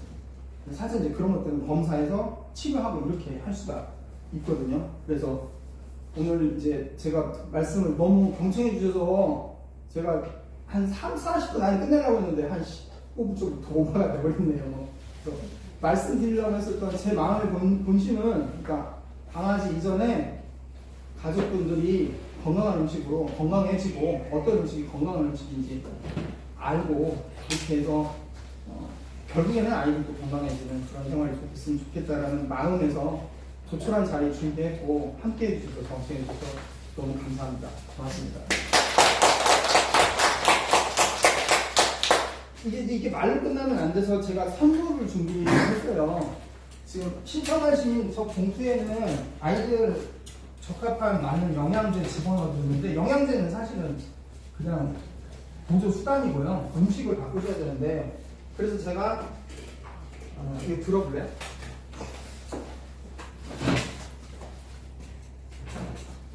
제가 아까 실험했었던 그 잘 먹는 이 오이 한 봉다리 집어넣어드렸고요.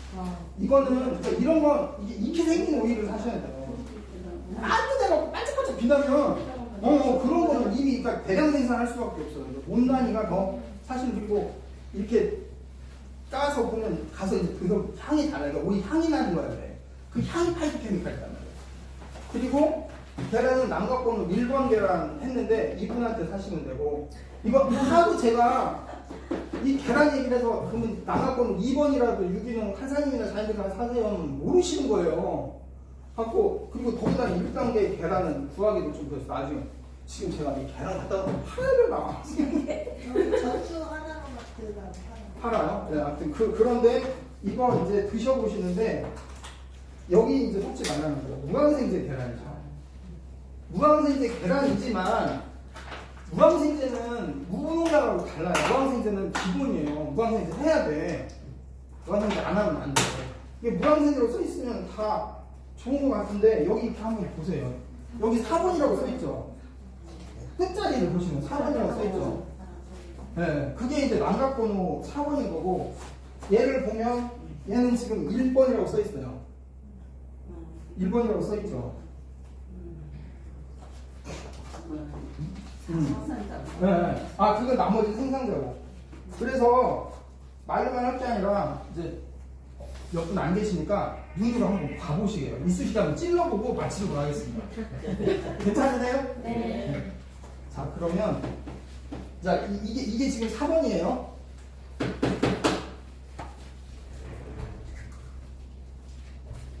이게 4번도 계란이 좋네요. 자, 티슈 좀 줄래요? 네.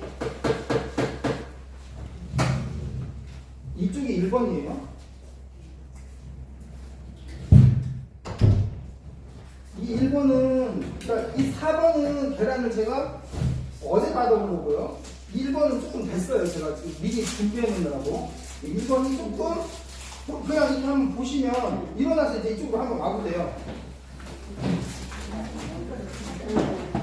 내가 계란 장사하는 것 같아요. 얘가 흰자는 더 좋잖아요. 어머님이 한번 좀 찔러주실래요? 어머님이 찔러주시고 두 분이서 어머님 찔러주시고 두 분이서 한번 그냥 꽂아보세요. 한번 언제까지 어디까지 가나 하나씩. 아니 어머니 여기다 있지. 앉으셔서 잠깐 한 10분만 집중하고 정리 정도 하겠습니다. 익혀야 되는 건지 아니면 생식으로 먹여야 되는 건지.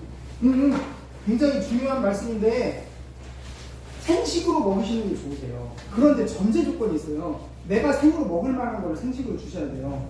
생식을 어떻게 하냐면 다 갈아가지고 완자처럼 만들어갖고 냉동을 한 상태로 생식제품을 파는 게 있거든요. 뭐 냉동시켰다 그걸 해동해서 먹이래요. 그거는 위험해요. 굉장히 위험해요. 살모넬라도 위험하고. 그러니까 고기를 먹는데 내가 정육점에서 사왔는데 육회가 먹을만해. 그러면 그냥 생으로 먹이시고, 달걀도 생으로 먹으면 너무 좋은데 이 달걀이 비타민 7, 바이오틴이라는 거랑 결합을 해서 비타민 B 결핍증을 일으킨다고 하거든요. 흰자가. 근데 그거는 일주일 내내 먹였을 때. 그러니까 중간중간 생달걀을 먹는 거는 훨씬 좋아요. 왜 생달걀을 생으로 먹는 게 좋냐? 익히는 순간 활성인자가 다 죽자는 말이에요.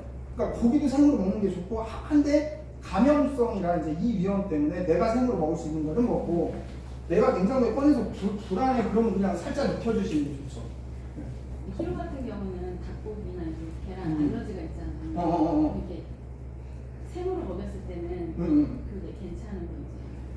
알러지는 사실은 단백질 변성이라 중요한 말씀인데, 생으로 먹이면 달걀에 알러지가 있어도 생달걀을 먹으면 알러지가 치료되거나 안 생기는 경우가 많고, 이거 70년 전에 실험이 끝났어요. 생우유를 고양이한테 먹이고 저온살균 우유를 먹였거든요. 생우유를 먹인 고양이들이 10대, 17, 그러니까 할머니 증조할머니께서 10개 대까지 알러지 발생률이 거의 제로로 없어졌어요. 근데 익힌 그 저온살균 우유를 먹은 고양이들은 4세대 만에 없는 알레르기가 생겼어요. 그러니까 그것도 같은 것도 생으로 가면 갈수록 달라지고, 그러면 생음식을 먹으면 내가 알러지에 적응해서 저항할 수 있는 힘이 생길 수 있어요. 그 음식에. 단 알러지가 너무 심하거나 지연한 알러지가 있어요. 오늘 먹은 게 3주 뒤에 가려울 수 있거든요. 이 부분은 해결이 안 돼요. 그거는 이제 혈액검사에서 검사를 꼭 확인을 해야 되고, 알러지 정도가 너무 막 이렇게 호흡이나 비염까지 있는다고 하면 그 음식은 배제하고, 여기 지금 다양한 음식도 있으니까 다른 음식으로 가실 수 있으면 더 좋고요. 아무도 이거 모르겠더니. 아몬드는 뭐 위험하다고 하는데 많이 먹지 않으면 아몬드 괜찮아요. 아몬드. 그리고 뭐 이게 하다 보면 여기 이게 정리해놨는데 마그네슘 부족한 애들이 많거든요. 그런 애들 아몬드 그냥 몇 개만 먹여도 좋으니까. 그리고 이 식단은 이것을 여기 있는 대로 먹질 않으려고 하면 어떻게 해요? 아까 그 말씀드렸던 것처럼 나이가 오래된 아이들은 돌아가기가 어려워요. 이미 그 가공식품에 중독돼 있고 당진 방아도 중독돼 있어서 아니 점진적으로 조금 하셔야 그게 돼요. 아니고 지금 이거 먹인 지가 지금 몇 년 오래됐거든요. 한 5년 넘었거든요. 네. 근데 지금 여기 보니까 안 먹는 음식들이 너무 많아요. 그냥 무조건 돼지고기만 먹고 다른 건 일절 안 먹어요. 그거 제가 이제 걱정이 많고. 그게 이제 네오포비아라고 오래된 아이들은 새로운 음식에 저항감을 갖는 경우가 있어요. 그때는 의도적으로 그럼 돼지고기를 줄 때, 그러니까 열흘만 계획을 잡아보세요. 아까 그것도 실험이 열흘인데, 돼지고기 100g에 100g 줬으면 오늘은 돼지고기 90g에 소고기 10g, 내일은 돼지고기 80g에 소고기 20g 섞어버리세요. 저도 그렇게 해봤어요. 그래도 안 해봤는데 들어가요? 안 돼요. 그것만 쏙 골라서 먹고 계란도 흰자는 전혀 안 먹고 멸치도 전혀 안 먹고 그렇게 했을 때 그 다음에 어머니가 어떻게 반응을 보이세요? 그냥 바로 돼지고기를 주세요? 그렇지. 그런 거 아니에요. 안 먹으니까. 그러니까 그걸 애가 나이가 얼마나 똑똑한데요. 그러니까 그거랑 똑같아요. 나 밥 안 먹어. 그럼 엄마가 아쉬워가지고 아니 그래 그러면 피자 먹자 이렇게 해버리는 거 똑같아. 강아지는요 이틀을 굶어도 관계없어요. 그냥 그때는 오히려 잘 됐어요. 내가 진짜 배고프면 아무거나 먹는 거고요. 가짜 배고프면 내가 먹고 싶은 거 아니면 안 먹는 거거든요. 아픈 상황이 아니면. 그러니까 돼지고기 줬는데 안 먹는 거는 배부른 거야. 잘 됐어. 이참에도 단식회 이번 게 끝. 다음에 또 계란 또 주세요. 안 먹으면 끝. 이틀 넘기 전에 먹어요. 네, 그 과정을 못 견디니까 다시 사료를 먹이고 다시 간식을 먹이고. 나 하나 궁금한 게 이게 지금 그러면 지금 뭐 육류하고 이렇게 뭐랄까 야채 같은 거 줄 때 따로 이제 다음에는 야채 줬으면 오늘만 야채 주고 또 다음에는 육류만 주고 해야 되는. 아 그리고 그걸 생각하시면 돼요. 야생 그 자연 상태에서 아까 고양이라는 새를 잡아먹었는데 그거 잡은 놈 여기 놔두고 저기 가서 쥐를 잡아갖고 두 개를 갖다 놓고 번갈아 먹진 않잖아요. 그러니까 섞지 마세요. 그리고 힘들어 그러니까 이걸 얘기를 하면 참 그 사진도 보여줘. 막 가져가지고 막 너무 이쁘게 좋은데 그거 언제 내밥도 도시락도 챙겨먹기 힘든데 그렇게 오래 못 간단 말이에요? 그러니까 이거를 오늘 하루가 아니라 이건 장기전이니까 일주일을 놓고 보세요. 그래서 이게 지금 여기 10%를 먹여야 되거든요, 야채를. 그러면 야채 10%라면 5일을 놓고 본다면 아침 저녁 먹으면 10끼잖아요. 10끼 중에 한 끼를 야채를 먹으면 돼. 한 끼는 버섯하고 오이랑 브로콜리 주세요. 고기 주시면 버섯은 그냥 이렇게 통째로 줘도 돼요? 삶아서 데쳐서 주셔도 돼요. 네. 처음 들었어. 네. 처음 들었어. 그래서 오늘 선물로 드린 게 버섯하고 이렇게 달걀이에요. 줘도 돼요? 예? 블루베리 그냥 줘도 푸르메는 그냥 줘도 아까 그 늑대가 먹잖아요. 블루베리 많은데 안 주세요. 늑대가 먹잖아요. 저 같은 경우는 테두리 같은 경우는 이게 냉동류나 닭고기 같은 거 이게 삶아서 주잖아요. 그 먹는 건 다 잘 먹어요. 근데 먹으면은 당이 안 응. 당이 안 근데 테두리가 제일 문제였는데 작은 애들은 이게 경제적이거든요. 사육값보다 오히려 덜 들어요. 소고기 앞다리살 아니 아까 돼지고기 앞다리살 2만 원값 사면 한참 먹으니까 계란으로 먹으면 근데 테두리는 커서 그런데 대형견은 양을 줄이셔야 돼요.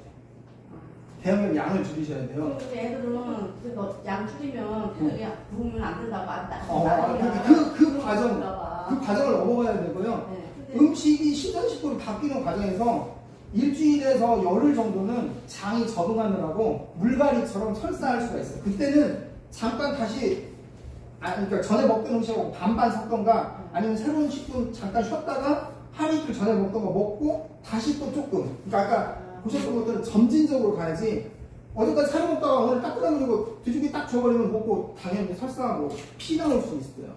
네. 먹는 거 엄청 좋거든요. 먹는 잘 먹는데 그리고 먹는 거 좋아하면 막 먹으려고 할 때 그때 산책 한 바퀴 하고 오면 먹는 거 잊어버려요. 더 잘 먹어요. 더 잘 먹어요. 그리고 음식을 주는 게 보상이 돼요, 야이들한테. 그러니까 음식 자체를 원하는 게 아니라 보호자가 나한테 음식을 주는 그 행위를 원하는 거거든요. 그러니까 그런 훈련용으로 줄 때는 진짜 조금 주셔야 돼요, 조금만. 그리고 원래 리트리버 품종이 그 체질상 그게 췌장도 크고 많이 먹는 아이거든요. 오이도 5개씩 먹어요. 그 대형견이라는 거죠. 아까 열무, 상추 엄청 잘 먹어요. 그냥 이렇게 한 접시 주시면 되거든요. 그 리트리버는 너무 많이 주시고. 근데 설사해서 그게 유산균을 따로 먹여야 돼. 유산균은 냉동 제품 유산균을요 4개월 이상 먹여야 효과를 보세요. 냉동이라 냉장 제품. 그러니까 시원에 놔둔 유산균은 그거. 그리고 오늘은 이거 유산균 먹고 이번 달, 다음 달 이거 먹고 이렇게 먹으면 아무 돈만 낭비. 좋은 냉장 유통 유산균을 좋은 제품을 골라서 최소 4개월간 쭉 먹어야 걔가 그나마 장에 정착을 해요. 그래서 정착이 되면 지가 증식을 하니까 이제 효과를 볼 수 있는 거죠. 그리고 그 안에 유산균을 키우려면 이거를 먹여주셔야 돼요. 아까 얘기했던 것처럼 섬유질이 들어가야 유산균이 정착이 되니까. 블루베리나 이런 거는 약을 한번 줄 때 얼마나 주는 그건 전체 음식량의 10%를 주시면 돼요. 그럼 전체 음식량은 어떠냐? 5kg 가정하면 계란 2개 정도 하루에 먹으면 충분하거든요. 100g이에요. 그러니까 10g 주시면 돼요. 얼은 거 그냥 지금 얼은 거 주셔도 되고 싱싱한 거 주시면 더 좋지. 물은 하루에 한 끼를 먹는데 좋아. 근데 그 생식으로 바꾸려면 조금씩 계속 끼워서 주면 돼요. 그렇죠. 이미 이제 그렇게 누군가 한 끼를 먹었으면 준비가 다 된 상황이고 그거를 10%씩 생식을 늘려가면서 전환을 하면 되죠. 근데 이제 그때 내가 계획을 짜는 게 저야. 이 중에 어떤 음식들을 조달해서 할 거냐. 그래서 계속 계란 얘기하는 게 계란이 계란만 먹으면 여기서 계란하고 멸치만 먹으면 비타민 다른 거 첨가 안 해도 돼요. 근데 고기만 먹이면 무기질 비타민 부족해질 수 있어요. 그래서 강조하는 게 계란이에요. 계란하고 멸치 2가지만 먹으면 다른 거 안 먹어도 돼요. 근데 고기를 먹으면 여기 나머지 있는 걸 다 골고루 먹여주셔요. 근데 히로를 멸치를 먹을 때뭐 짠기가 있으면 안 된다고 강아지들은 그래서. 아니에요. 요즘은 사료에 소금을 1% 집어넣어요. 다 소금 먹지 말아라 그 계란 콜레스테롤 이게 지금 다 30년 전 학설이에요. 그러니까 담갔다가 말려서 좀 그럴 필요 없어요. 그냥 있는 거. 그리고 중요한 거는 멸치가 무기질도 바다에 있는 그 80% 미네랄이 말라 있는 거잖아요. 그 짠 거가 소금 NaCl 짠 게 아니에요. 그래서 그거를 먹어야 돼. 그걸 데쳐내면 영양가 날라가요. 그냥 주세요. 근데 담가놨다가 날라면 안 담가놓지 말고 그냥 줘도 그게 더 좋아요. 네. 황태도 짜잖아요. 황태. 황태 짠 건 멸치 짠 거에 비하면 별것도 아니죠. 네. 근데 황태도 살보다는 그리고 중요한 게 멸치도 그래서 멸치 대가리 똥이 같이 들어가야 그 안에 멸치 똥 안에 그러니까 사자가 사슴을 잡아먹으면 내장만 먹고 고기는 안 먹어요. 그래서 그 얘기 때문에 여기 제일 중요한 게 내장 먹이에요. 내장 중간에 먹여주시고 그러면 비타민을 통으로 공급이 돼요. 그러니까 내장이 오히려 영양가가 많은데 우리는 내장을 버려버리잖아요.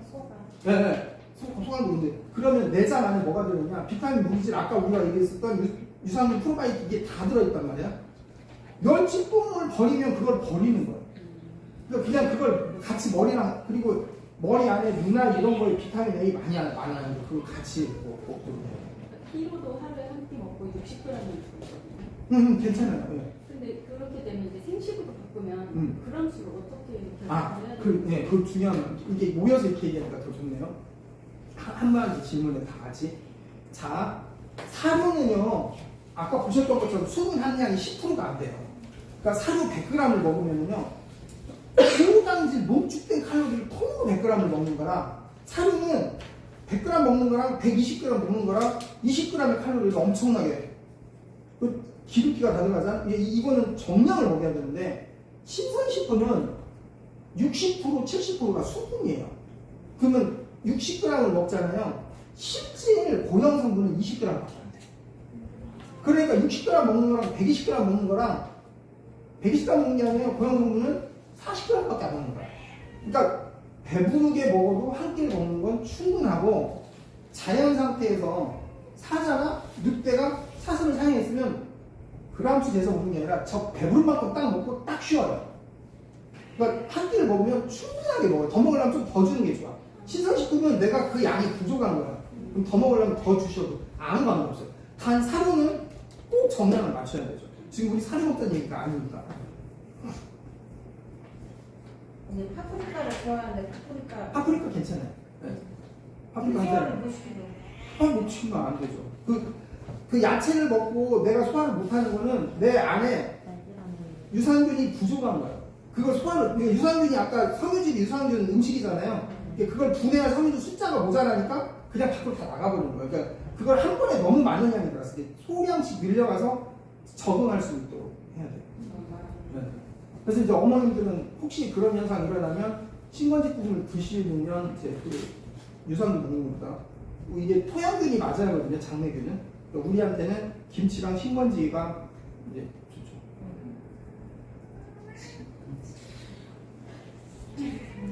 생식은 그럼 애기 먹고 있는 사료 그람만큼 똑같이.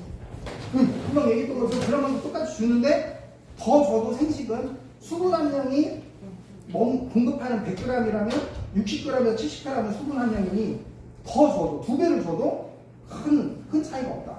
더 먹어도 좋아요. 그러니까 더 요구량이 먹으려고 하면 더 주셔도 돼요. 멸치하고 고기하고 섞어주죠. 멸치 안 먹으면. 아니, 그렇게 섞어주시면 돼요. 그 만약에 그런 경우 따로따로 공급해서 적응이 되면 좋지. 오늘 안 먹는 거 먹는다. 아무튼 이렇게 귀한 시간 내서 함께 참석해 주셔서 저희가 준비한 자리가 너무 빛났고요. 정말 저희 병원에서 소중한 분들을 모셨네요.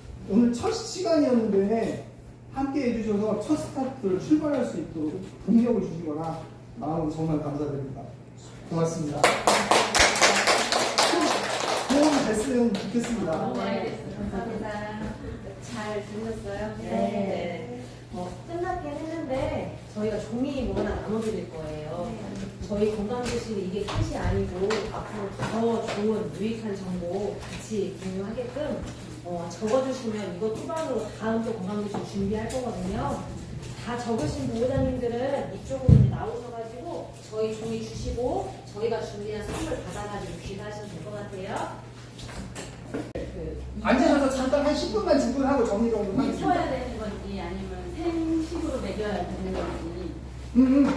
굉장히 중요한 말씀인데 생식으로 먹이시는 게 좋으세요. 그런데 전제 조건이 있어요. 내가 생으로 먹을 만한 걸 생식으로 주셔야 돼요. 생식을 어떻게 하냐면 다 갈아가지고 완자처럼 만들어갖고 냉동을 한 상태로 생식 제품을 파는 게 있거든요.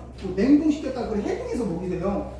그거는 위험해요. 굉장히 위험해요. 살모넬라도 위험하고. 그러니까 고기를 먹는데 내가 정육점에서 사왔는데 육회가 먹을만해. 그러면 그냥 생으로 먹이시고, 달걀도 생으로 먹으면 너무 좋은데 이 달걀이 비타민 7 바이오틴이라는 거랑 결합을 해서 비타민 B 결핍증을 일으킨다고 하거든요. 흰자가.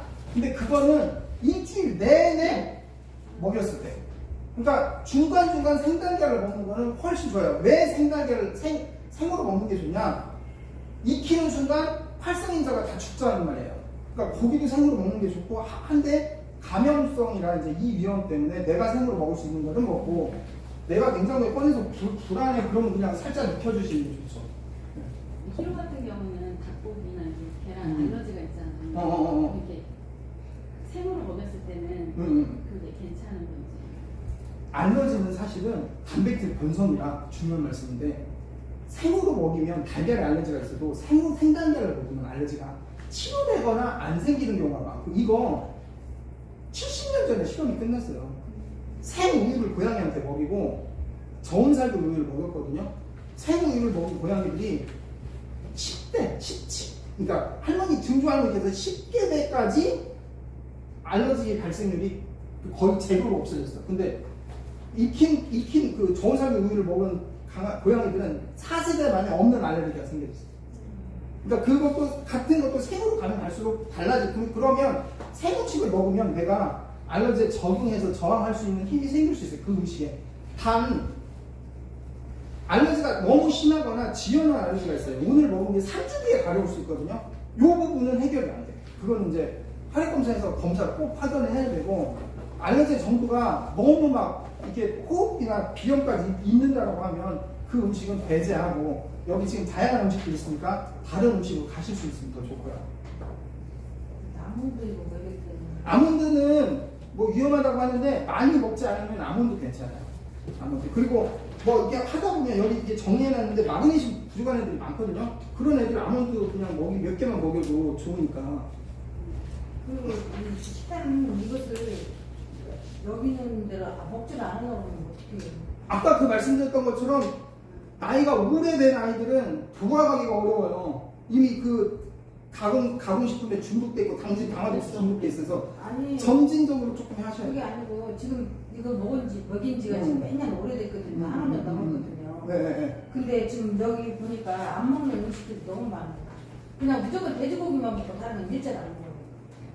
그래서 제가 이제 걱정이 많고. 그게 이제 네오포비아라고 오래된 아이들은 새로운 음식에 저항감을 갖는 경우가 있어요. 그때는 의도적으로 돼지고기를 줄 때, 그러니까 열흘만 계획을 잡아보세요. 아까 그것도 시간이 열흘인데, 돼지고기 100g에 100g 줬으면 오늘은 돼지고기 90g에 소고기 10g, 내일은 돼지고기 80g에 소고기 20g 섞어버리세요. 저도 그렇게 해봤어요. 그래도 안 해봤는데 들어가요? 안 돼요. 그것만 쏙 골라서 먹고, 계란도 흰자는 전혀 안 먹고, 멸치도 전혀 안 먹고. 그렇게 했을 안 때, 먹고. 그 다음에 어머니가 어떻게 반응을 보이세요? 그냥 바로 돼지고기를 주세요? 그렇지. 그러면 안 돼요. 안 먹으니까. 그러니까 그걸 애가 나이가 얼마나 똑똑한데요. 그러니까 그거랑 똑같아요. 나 밥 안 먹어. 그럼 엄마가 아쉬워가지고, 아니 그래 그러면 피자 먹자 이렇게 해버리는 건 똑같아. 강아지는요 이틀을 굶어도 관계없어요. 그냥 그때는 오히려 잘 됐어요. 내가 진짜 배고프면 아무거나 먹는 거고요. 가짜 배고프면 내가 먹고 싶은 걸 아니면 안 먹는 거거든요. 아픈 상황이 아니면. 그러니까 돼지고기 줬는데 안 먹는 거는 배부른 거야. 잘 됐어. 이참에도 단식회 이번 게 끝. 다음에 또 계란 또 주세요. 안 먹으면 끝. 이틀 넘기 전에 먹어요. 네, 그 과정을 못 견디니까 다시 사료를 먹이고 다시 간식을 먹이고. 나 하나 더 궁금한 게 이게 지금 그러면 육류하고 이렇게 뭐랄까 야채 같은 거 줄 때 따로 이제 다음에는 야채 줬으면 오늘만 야채 주고 또 다음에는 육류만 주고 해야 되는. 아 그리고 그걸 생각하시면 돼요. 야생 그 자연 상태에서 아까 고양이라는 새를 잡아먹었는데 그거 잡은 놈 여기 놔두고 거기 가서 쥐를 잡아갖고 두 개를 갖다 놓고 번갈아 먹진 않잖아요. 그러니까 섞지 마세요. 그리고 힘들어 섞고. 그러니까 이걸 얘기를 하면 아 참 그 사진도 보여줘. 막 다져가지고 막 너무 이쁘게 좋은데 그거 어제 내가 도시락도 챙겨먹기 힘든데 그거 그렇게 오래 못 간단 말이야? 그러니까 이거를 오늘 하루가 아니라 이건 장기전이니까 일주일을 놓고 보세요.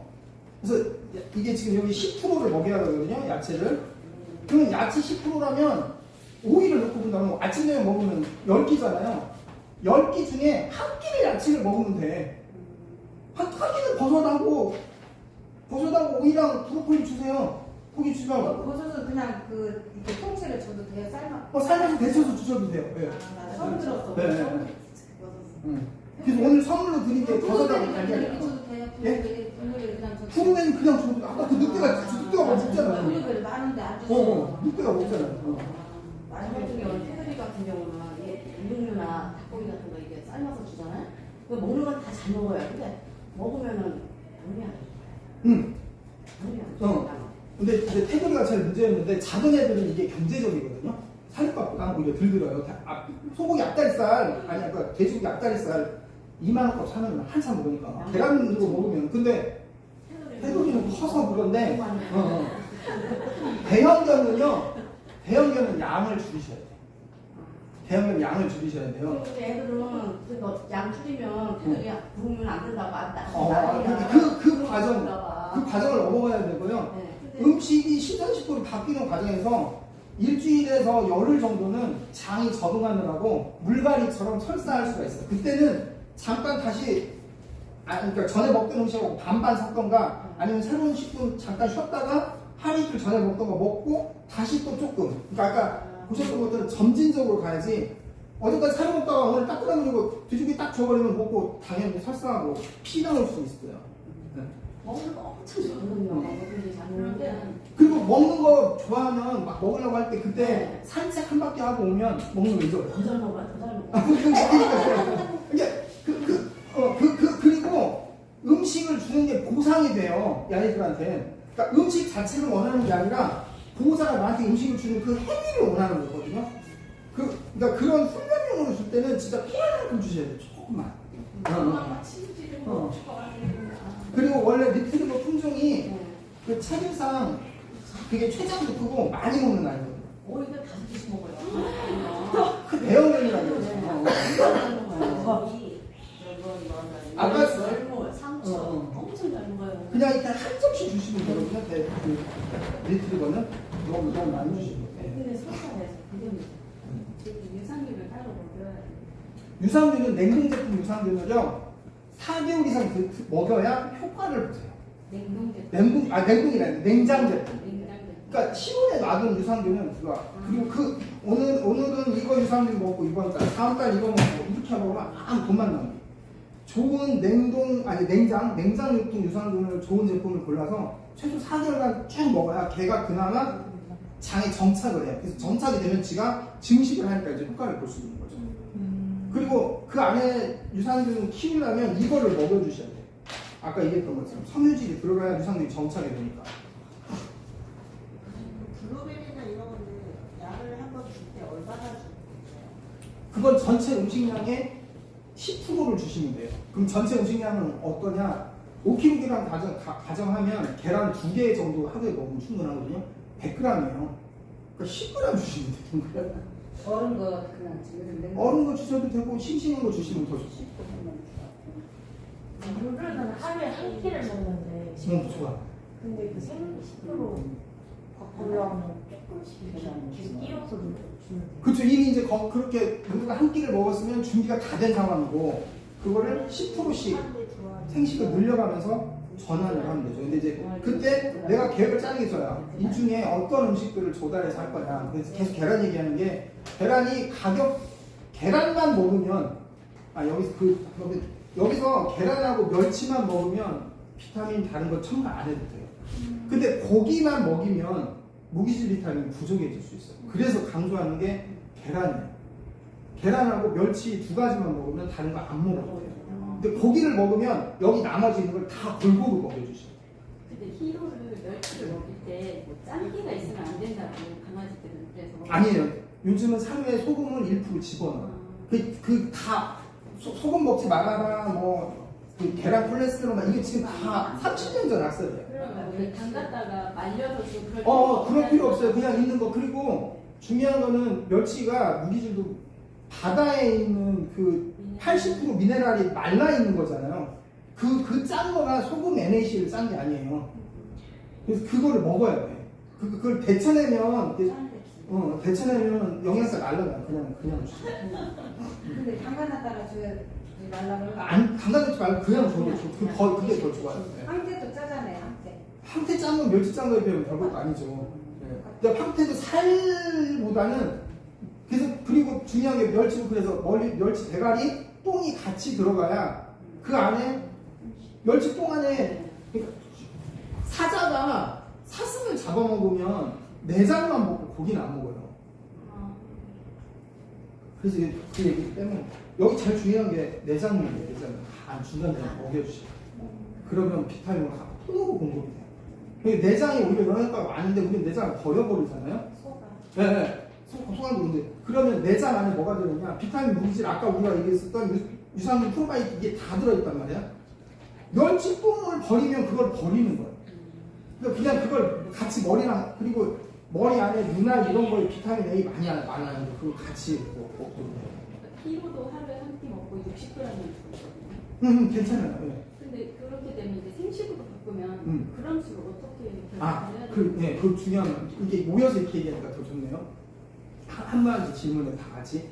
자, 사료는요. 아까 보셨던 것처럼 수분 함량이 10%가 안 돼요.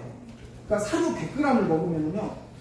고당질 농축된 칼로리를 통으로 100g을 먹는 거랑 사료는 100g 먹는 거랑 120g 먹는 거랑 20g의 칼로리를 엄청나게 기름기가 다 들어가잖아. 이거는 정량을 먹여야 되는데 신선식품은 60% 70%가 수분이에요.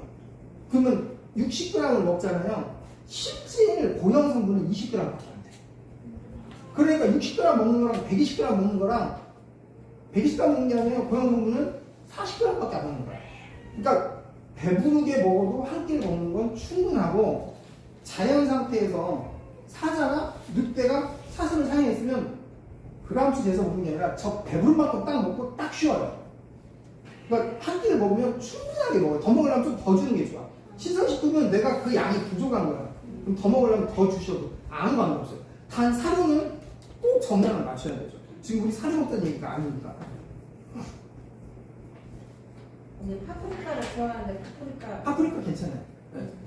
파프리카 소화를 괜찮아요. 못 시키고 소화 못 시키면 안 되죠. 그 야채를 먹고 내가 소화를 못하는 거는 내 안에 유산균이 부족한 거예요. 그걸 소화를 유산균이 아까 섬유질이 유산균 음식이잖아요. 그걸 분해할 섬유질 숫자가 모자라니까 그냥 밖으로 다 나가버리는 거예요. 그러니까 그걸 한 번에 너무 많은 양이 들어서 소량씩 밀려가서 적응할 수 있도록 해야 돼요. 네. 그래서 이제 어머님들은 혹시 그런 현상이 일어나면 신건식품을 드시면 이제 그 유산균 먹는 것보다 이게 토양균이 맞아야 하거든요. 장내균은. 그러니까 우리한테는 김치랑 신건지가 이제 좋죠.